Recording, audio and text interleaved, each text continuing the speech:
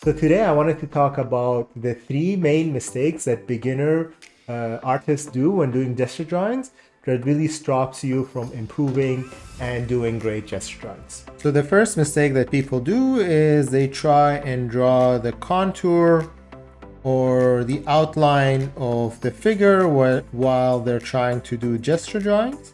And that really is not the point of gesture drawings.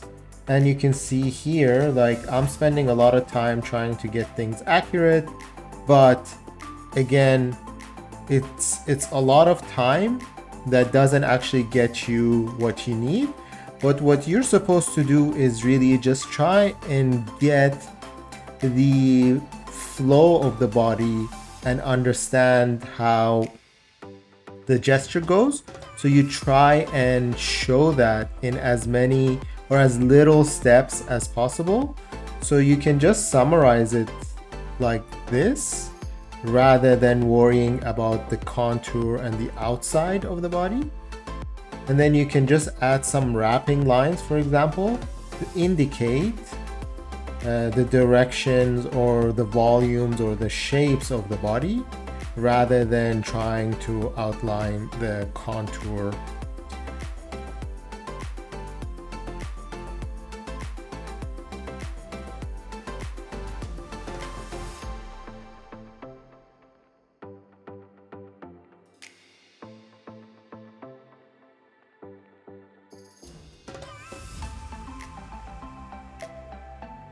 Now, the second mistake that people do is really trying to use symmetrical lines. So what I mean by that is, for example, we can do this example here.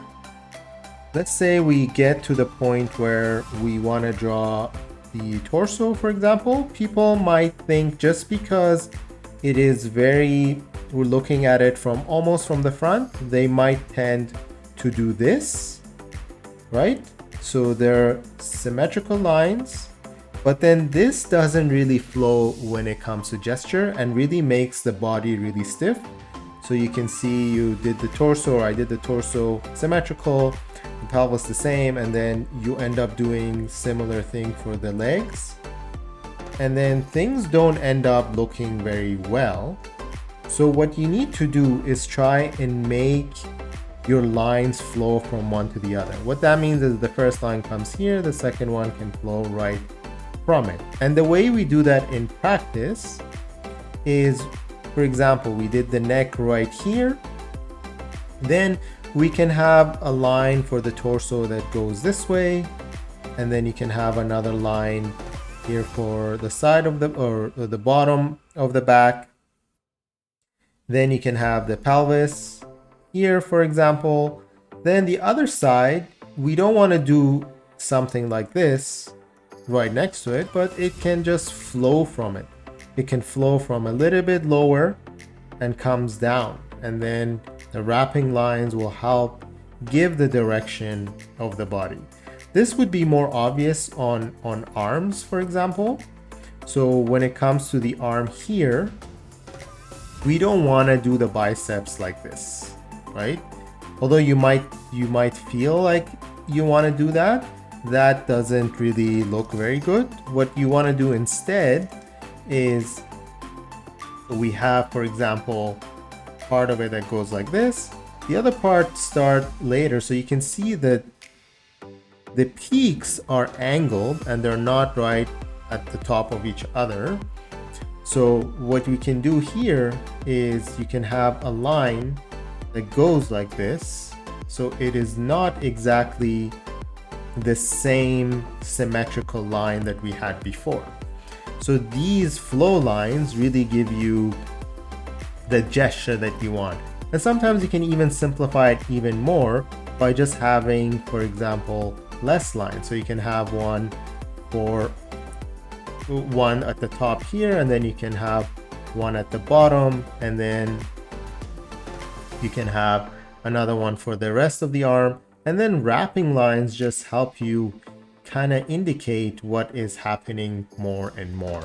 Because you're doing gesture, you really want to have it simplified, and you don't want to spend too much time, and you don't want to add too many details. And then the final thing I see is that people don't tend to exaggerate when they're doing gesture drawings. And the reason it's good to exaggerate is because our minds usually like to keep things or try to make things stiff automatically. So if we don't try or intentionally exaggerate, our gesture drawings might look very stiff. So it's good to sometimes just intentionally exaggerate, just like I'm trying to do here.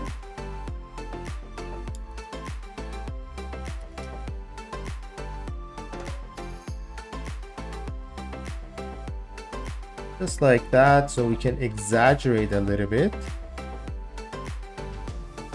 And it will help us when we're trying to add more construction afterwards and add more anatomy. The gesture will translate into it afterwards. So we can see, for example, this leg, we can exaggerate it more, and take it a little bit further. And then this one can remain as is if we wanted to. And then the arms, we could have them just normally. We don't need to exaggerate those too much if we don't want to. But you get the idea. So you can see like we exaggerated a little bit where the leg goes. We exaggerated the pose a little bit. See, those angles are exaggerated. And that gives you a little bit of a better gesture to begin with. And then you can add more construction on it afterwards. I hope this video was helpful to you to understand these simple mistakes and help you get your gesture drawings to the next level. If you want to see me do more gesture drawings, you can click on the video here and watch me do a few more 1-minute gesture drawings. Thanks for watching. See you in the next video.